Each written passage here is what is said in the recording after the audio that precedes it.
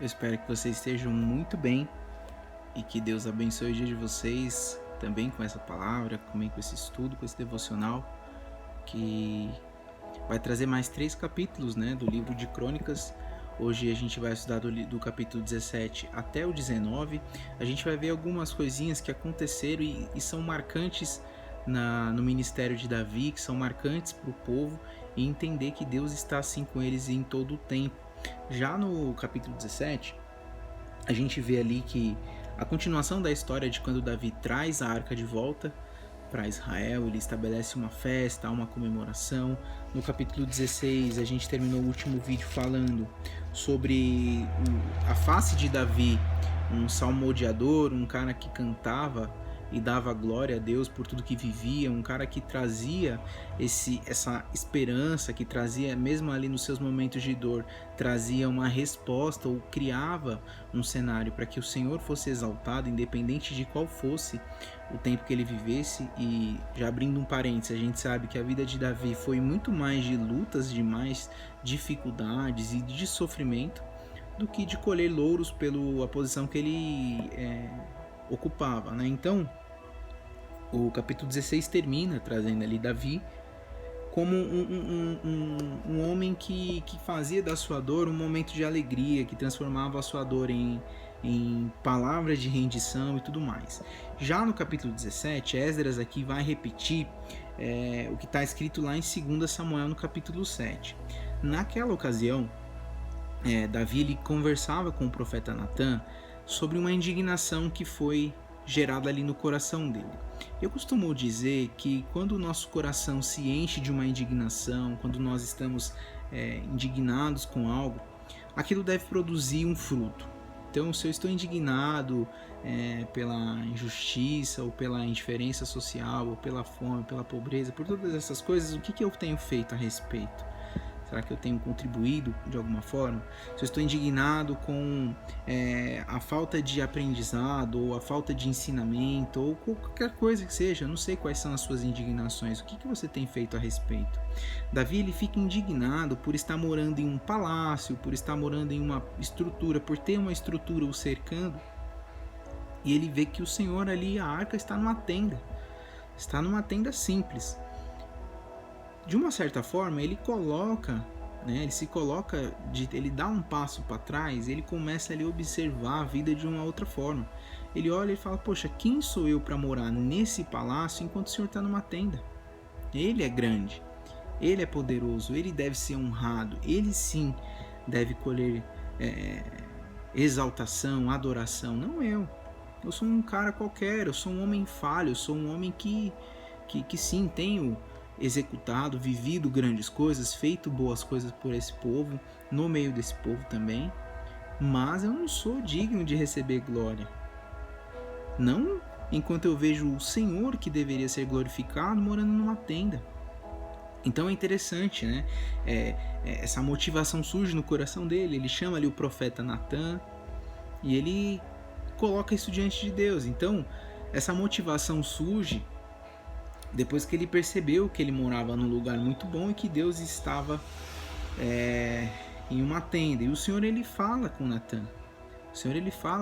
Ele traz uma resposta para Davi. Nas palavras de Deus a Davi, ao seu servo, por meio ali do seu profeta, há grandes promessas, há uma promessa maravilhosa. O Senhor se alegra com o coração de Davi mais uma vez. O reino de Davi, então, vai ser perpetuado para sempre, a sua dinastia jamais se acabará. Essa promessa ela é mantida no reino eterno de Jesus Cristo. Então o seu nome será famoso e reconhecido, cercado, conhecido por todas as gerações, o que de fato ocorre. Davi é o rei mais amado de Israel, mais conhecido em toda a sua história. As conquistas e os escritos de Davi se tornaram conhecidos em todo o mundo por inúmeras gerações. Então a gente sabe que a promessa de Deus se cumpriu sobre Davi. Então, ao ouvir essas palavras de Deus, as suas promessas, as instruções sobre como construir esse templo que ele tanto desejou, o rei Davi ele louva a Deus mais uma vez. Você imagina um cara que já aprendeu a louvar a Deus nas suas dificuldades, nas suas dores, nas suas angústias. Você imagina o quão feliz ele ficava em adorar ao Senhor em um momento de exaltação, em um momento de alegria, em um momento de promessas sendo recebidas para a vida dele. Então ele ora e ele agradece ao Senhor. É o que o capítulo 17 vai nos mostrar. Ele ora e ele agradece a Deus por sua bondade, por sua generosidade, por permitir que a dinastia de Davi vá se perpetuar. Por essa honra, ele entende a honra que é ter a sua família, na sua linhagem, aquele que vem para ser o salvador de toda a humanidade. Então a intenção de Esdras aqui nesse capítulo, ao recontar essa história, é mostrar para o povo que a nação de Israel ela não pode ser apagada da história. Eles são frutos de tudo isso que está acontecendo. Então, por mais difícil que seja ali a situação atual deles, a promessa de Deus é que tudo ia ficar muito bem. Olha o que diz nos versículos 7 até o versículo 13. O Senhor então vai dar uma resposta a Davi. Essa é a resposta de Davi, e diz assim: agora diga ao meu servo Davi, assim diz o Senhor dos Exércitos, eu o tirei das pastagens, onde você cuidava dos rebanhos, para ser o soberano sobre Israel, meu povo. Sempre estive com você por onde você andou, e eliminei todos os seus inimigos. Agora eu o farei tão famoso quanto os homens mais importantes da terra, e providenciarei um lugar para Israel, meu povo, e os plantarei lá, para que tenham o próprio lar e não sejam mais incomodados. Povos ímpios não mais os oprimirão, como fizeram no início, e têm feito desde a época em que nomeei juízes sobre Israel, meu povo. Também subjugarei todos os meus inimigos. Saiba também que eu, o Senhor, lhe estabelecerei uma dinastia. Quando sua vida chegar ao fim e você se juntar aos seus antepassados, escolherei um dos seus filhos para sucedê-lo e estabelecerei o reino dele. É ele quem vai construir um templo para mim, e eu firmarei o trono dele para sempre. Eu serei o seu pai e ele será o meu filho. Nunca retirarei dele o meu amor, como retirei de Saul. Então a gente está vendo aqui que a promessa de Deus ela vai se cumprir. Deus é fiel e Deus ele escolheu Davi para ser sim o seu rei, para uma dinastia vir através de Davi. Essa dinastia ela chega até Jesus Cristo. Então a linhagem de Davi vai trazer o Messias, o Salvador, aquele que veio para restabelecer a aliança entre Deus e o homem, que foi perdida lá no Éden, foi perdida lá com Adão, vai ser reconstruída através da linhagem de Davi. Isso é uma honra tremenda. É motivo de muita adoração, é motivo de muita exaltação, de honra da parte de Davi para com o Senhor. E já entrando então para o capítulo 18, a gente vai ver aqui algumas conquistas de Davi. O capítulo 18 vai falar sobre as vitórias militares de Davi. Esdras aqui ele vai nos mostrar as conquistas militares de Davi. Com a bênção de Deus o seu reino prosperava demais em todos os aspectos. A gente já tem visto esse cenário acontecendo aqui em outros capítulos, e é tão forte tudo isso que o escritor ele diz aqui que o Senhor dava vitórias a Davi em todos os lugares aonde ia. O Senhor diz isso aqui por 2 vezes nesse capítulo. Ele diz isso no versículo 7, ele diz: e o Senhor dava vitórias a Davi em todos os lugares aonde ia, e no final também do versículo 13. Então é muito interessante porque ele enfatiza isso de uma maneira muito poderosa. Então, o rei ele obteve muito despojos de guerras entre as batalhas, ele prosperava de maneira muito forte, os inimigos não eram páreo para Davi, não porque ele era muito bom, mas porque além de sim também ser muito bom, de ter um exército fiel, corajoso e tudo mais, os seus valentes, ele também tinha a bênção de Deus para fazer aquilo. Ele tinha a bênção de Deus para prosperar, para avançar, para vencer os seus inimigos. E quão importante é a gente ter o Senhor ao nosso lado em tudo aquilo que a gente vá fazer, em tudo aquilo que a gente vá buscar nele. Então, A administração de Davi era uma administração segura, uma administração forte. Davi reina sobre todo Israel, administrando o direito e a justiça de todo o povo, é o que diz a palavra aqui nesse capítulo. Então a gente consegue observar, a gente consegue entender aqui que priorizar o reino de Deus, dar ao Senhor a prioridade, como fez Davi, é a melhor escolha. A gente priorizar o reino acima das nossas próprias vontades, acima dos nossos próprios entendimentos, acima dos nossos próprios achismos, né? É talvez a melhor escolha a ser feita, colocar o Senhor à frente de qualquer coisa. Jesus diz, né, que a gente deixe o reino viver em nós em primeiro lugar, e todas as outras coisas vão ser acrescentadas, né? Buscai primeiro o reino de Deus e tudo mais vai ser acrescentado. É um ensinamento, é um princípio, é uma verdade, de fato. Davi, ele é o exemplo disso. Ele prioriza, sim, sempre as coisas de Deus, e ele é tão cercado de bênçãos por Deus, por isso, de uma maneira natural. Não é uma troca, não é uma barganha, não é nada disso. Você não faz isso pensando que Deus vai te recompensar. A própria recompensa é o Senhor. O Senhor é o nosso galardão, o Senhor é o nosso... a nossa recompensa é o próprio Senhor. Então, é como eu ouvi esses dias, poxa, um homem que uma história aí de um empresário que pagava o salário, por exemplo, aos seus funcionários no primeiro dia. Então ele via quem de fato queria trabalhar, quem não queria. Quem estava ali só por um salário acabava se acomodando, é natural. Mas aqueles que estão de fato ali por um propósito, por algo maior do que a sua recompensa ao final do mês, entregam as suas vidas, entregam algo diferente. E nós, como cristãos, o nosso pagamento, a nossa recompensa pela nossa caminhada, pelo nosso esforço, pela nossa entrega de fé, é o próprio Senhor, é a própria presença. Foi como nós vimos a história ali da arca voltando para Israel, quando ela fica por 3 meses na casa de Obed-Edom, e o fato da presença estar ali naquele lugar, ela abençoa aquela casa de tal maneira, ela abençoa aquela família de tal forma que eles não conseguem mensurar o tamanho da bênção, o tamanho da reconstrução.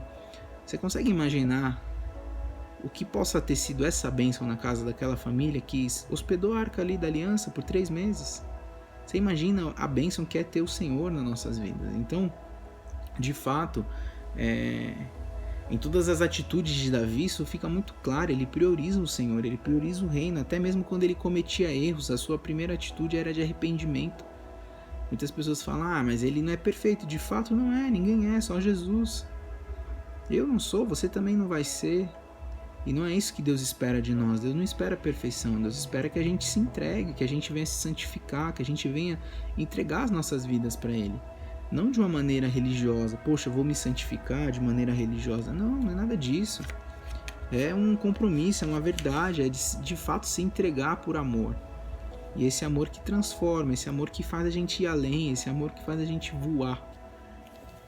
Esse amor que nos leva aí da condição de perdidos para aqueles que agora foram encontrados, e que a missão é encontrar outros perdidos. Essa é a nosso fundamento, é a base de toda a missão que Jesus está querendo trazer para nós, né? E nesse capítulo é interessante, porque diz aqui que Davi derrota os filisteus, ele derrota também os moabitas, ele derrotou Hadadzer, né, rei de Zobá.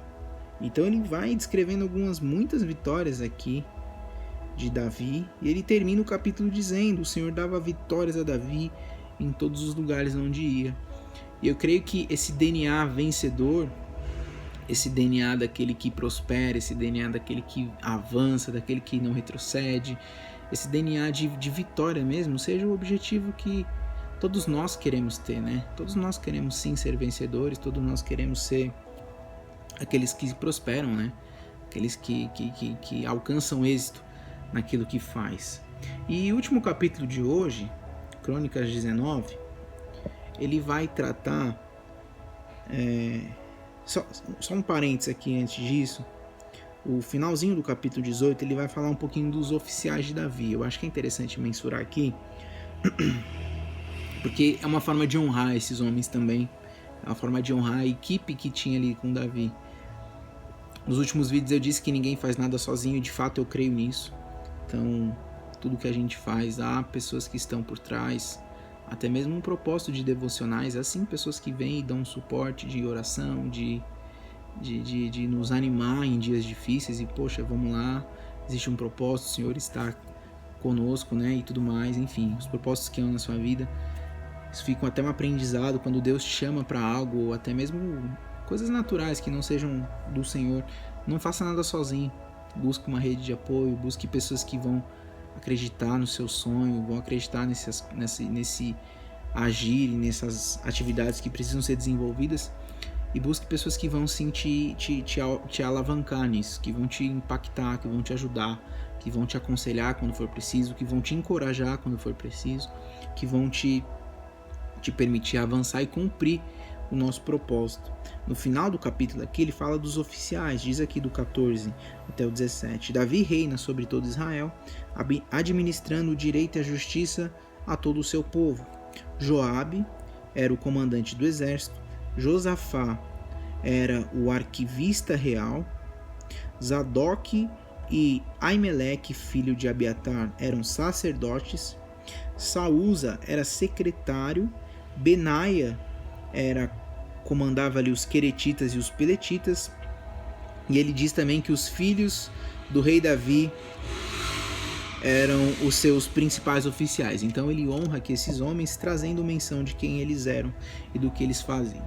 E o capítulo 19, nosso último capítulo de estudo de hoje, ele vai falar aqui, ele vai relatar uma traição do amonita que chama Naás, e a força de coragem ali que Joabe e o seu irmão também Abissai, eles vão ter ali no empenho de recuperar a honra do povo de Israel nessa situação.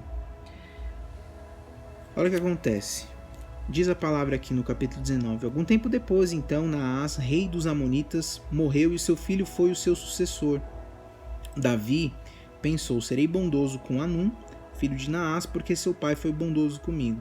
Até aqui tá tudo bem, né? Até aqui o coração de Davi, a gente já conhece, um homem de honra, um homem de palavra, um homem que tem ali seus pensamentos, a sua atitude, principalmente seu coração alinhado ao Senhor. Diz a palavra que então Davi enviou uma delegação para transmitir a Hanum o seu pesar pela morte de seu pai. Mas, quando chegando os mensageiros de Davi à terra dos amonitas para expressar condolências a Hanum, versículo 3, os líderes amonitas lhe disseram: achas, Davi, que está honrando o teu pai ao enviar mensageiros para expressar condolências? Não é nada disso. Davi os enviou como espiões para examinar o país e destruí-lo.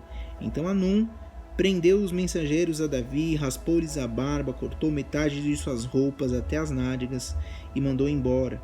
E quando Davi soube disso, versículo 5, enviou mensageiros ao encontro deles, pois haviam sido profundamente humilhados, e lhes mandou dizer: fiquem em Jericó até que a barba cresça e então voltem para casa. Olha o contexto histórico aqui. Davi ele está profundamente chateado pela morte de alguém que foi importante para ele quer honrá-lo, ele quer prestar ali essas condolências e tudo mais. E chegando lá, essa mensagem é deturpada. E muitas vezes na nossa vida, as nossas boas ações, as nossas boas atitudes, elas são confundidas, elas são deturpadas. Às vezes a gente se achega a alguém, ou manda uma mensagem, ou até mesmo manifesta ali, né, o nosso amor, o nosso carinho, ou condolências, ou algo do tipo, e a gente é mal interpretado. Nesse caso aqui, houve uma atitude de manipulação para um motivo de se levantar contra Davi e contra os seus mensageiros. Então, não é possível a gente desenvolver nada sem a ajuda de Deus. Era o que a gente estava falando no último capítulo. E nesse contexto histórico, suplicar a Deus, né, buscar, clamar ao Senhor que nos cerque de pessoas que de fato agreguem valores e nos ajudem a viver os propósitos de Deus para as nossas vidas é o mais importante, porque aqui Davi ele quis honrar esse homem, Davi ele quis honrar esse rei que estava assumindo e tudo mais, mas era um cara que não tinha honra, era um cara que não entendia isso. E de fato, você pode até achar estranho isso, mas Pessoas que não conhecem, que não vivem, que não entendem o que é honra, elas nunca vão aceitar, elas nunca vão entender quando forem honradas, ou quando virem alguém sendo honradas. Elas vão acreditar que aquilo seja manipulação, bajulação, mentira ou algo do tipo. Porque de fato assim, muitas pessoas que acreditam estar honrando estão bajulando, mas aqui não é o caso. Então, é aquele contexto, né, de quem muito ama, também quem foi amado ama, quem né, cura, e quem foi ferido fere.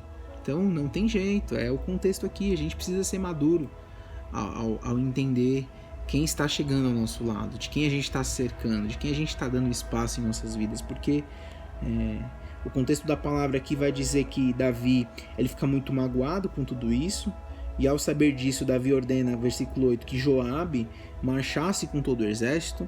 Os amonitas saíram, eles se colocam em posição de combate na entrada da cidade. E aí Joabe, vendo que Joabe, versículo 10, estava cercado pelas linhas de combate, escolhe alguns dos melhores soldados de Israel e os posiciona contra os arameus. Pois o restante dos homens, sob os comandos de seu irmão Abissai, os posicionou contra os amonitas. E Joabe diz a Abissai: se os arameus forem fortes demais para mim, venha me ajudar. Mas se os amonitas forem fortes demais para você, eu irei ajudá-lo. Ou seja, eles estão aqui em parceria. Seja forte, versículo 13, lutemos com bravura pelo nosso povo e pelas cidades do nosso Deus, e que o Senhor faça o que for da sua vontade. Isso aqui é o mais interessante de tudo.